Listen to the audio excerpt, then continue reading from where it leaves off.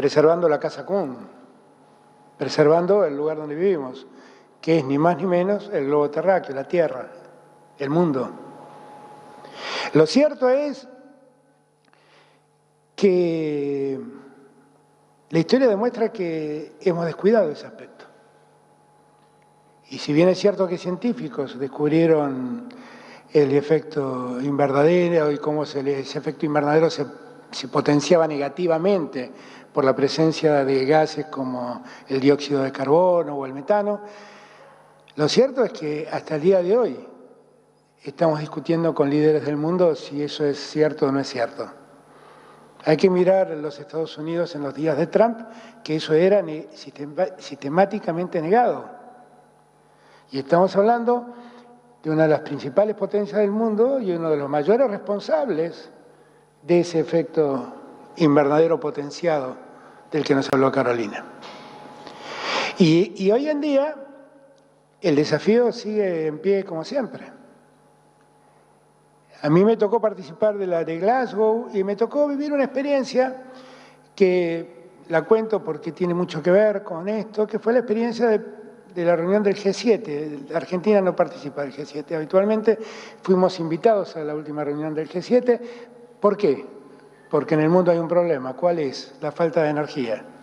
¿Por qué falta la energía? Porque Rusia dejó de mandar energía a Europa.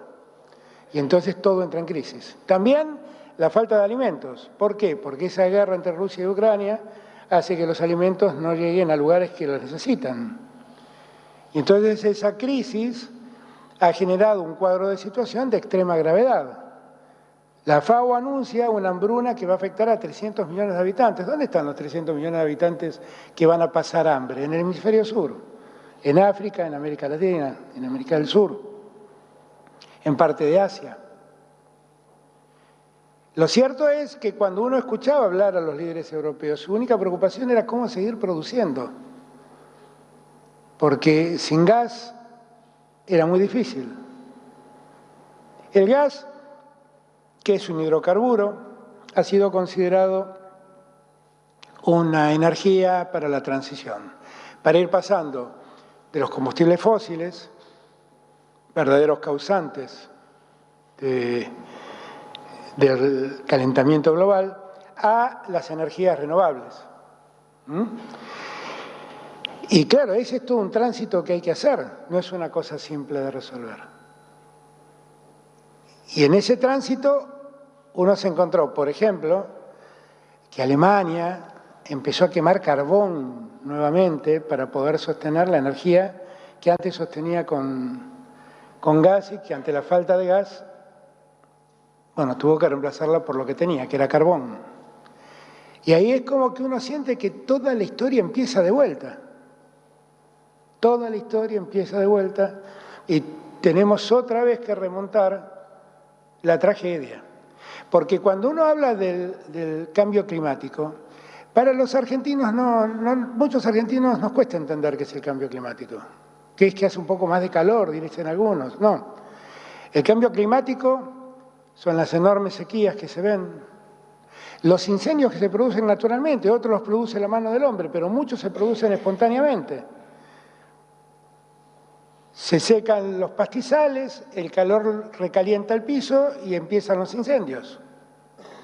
Miren lo que nos ha pasado en el río Paraná, la bajante más grande de la historia del río Paraná hemos tenido a lo largo de nuestros 2 últimos años. Y no lo logramos recuperar. ¿Por qué? No lo entiendo, pero muchos lo atribuyen a la tala del Amazonas, que no solo deja de generar oxígeno que el mundo necesita, sino que también cambia el curso de las lluvias o la lógica de las lluvias. Y muchas zonas que antes eran productivas, poco a poco se están volviendo desérticas. ¿Esto dónde se ve en América Latina? Se ve mucho en Centroamérica. Y muchas zonas están en riesgo porque en el proceso de recalentamiento lo que ocurre es que los hielos se derriten y las aguas suben. Y allá tienen a todo el Caribe tambaleando con el cambio climático, con islas que definitivamente desaparecen porque el mar las tapa. y soportando ciclones con una frecuencia que antes no tenían. Todo eso es producto de lo que estamos hablando aquí.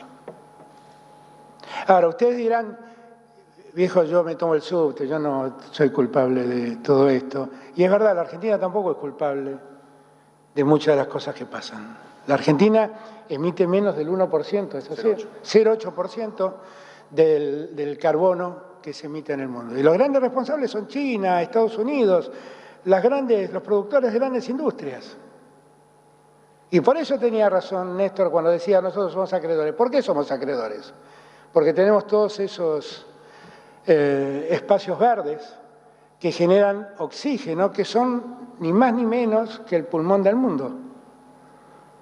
Somos los que cuidamos los parques nacionales, somos los que cuidamos el monte chaqueño, somos los que cuidamos la selva misionera y somos los que le pedimos a Brasil que cuide el Amazonas. Todo eso somos. No somos los causantes del problema. En todo caso, somos víctimas del problema. Pero también, en alguna medida, somos responsables porque seguimos utilizando nuestros autos, seguimos cargando nafta, seguimos necesitando del petróleo. Y ese es un camino que debemos transitar con plena conciencia, porque si seguimos haciendo lo mismo, nos van a seguir pasando las mismas cosas, diría Einstein. Y si no cambiamos, los resultados van a ser mucho peores que los que hoy vivimos. Y esa es la responsabilidad que tenemos. Por eso, a mí me parece muy importante que tengamos esta jornada de educación, de reflexión. Gracias Juan, gracias Sergio, gracias Cecilia. Yo creo que gracias a vos, que fuiste la autora de la ley, gracias Caro por darnos tu mensaje aleccionador. Nosotros tenemos deberes que cumplir como ciudadanos y como funcionarios. Y tenemos que ser transmisores, no solamente del problema, sino también de la solución. Y muchas veces la solución empieza por uno mismo, porque cuando uno habla del cambio climático también habla de la crisis ambiental que estamos viviendo, donde, por ejemplo, el uso de los plásticos se ha vuelto un problema enorme. Y tal vez nuestros hábitos pueden ayudar a cambiar ese incremento permanente del uso de los plásticos. Yo creo que esta ley, que con mucha justicia es una ley que inspirada y que se llama Ley Yolanda, inspirada en Yolanda Ortiz, es una ley muy valiosa.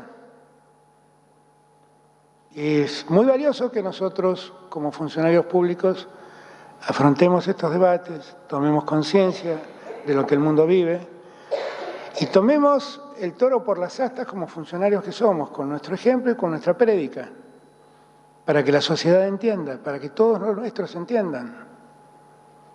A mí me impresiona mucho ver cómo los jóvenes entienden este problema. Lo entienden mucho más que los que somos de nuestra generación. Yo en todo caso terminé entendiéndolo porque empecé a ver en concreto cuál era la dimensión del problema. Escuché la desesperación de los líderes europeos. Escuché la libertad de palabra de los líderes americanos, norteamericanos. Escuché la preocupación de los africanos, de los asiáticos y de los latinoamericanos. Todos reclamando lo mismo, si yo no causé esto, ¿por qué me dejan solo y me hacen pagar este costo? En todo caso, yo lo aprendí porque fui testigo de eso. Fui testigo presencial de esos debates. Muchos de nuestra generación no tuvieron esa oportunidad, pero quiero advertirles, el problema no es un problema que puede venir, el problema ya está. El problema no es un problema que debemos encarar con mira al futuro. El problema ya existe. El problema no puede esperar al mañana. El problema es hoy y debemos resolverlo. Y debemos resolverlo con seriedad, no solamente hablando. Debemos resolverlo con toda seriedad. Con toda seriedad. Cuando a Juan le dije aquel día en las oficinas de Puerto Madero en la campaña, Juan, te vas a tener que hacer cargo del Ministerio de Ambiente, le dije, es el tema. Y yo sigo creyendo que es el tema. Es el tema. Porque si tiramos acá abajo la casa que vivimos, ¿para qué vamos a hablar de otras cosas? El verdadero tema es ver cómo nos desarrollamos preservando el ambiente, sin destruir el piso que pisamos.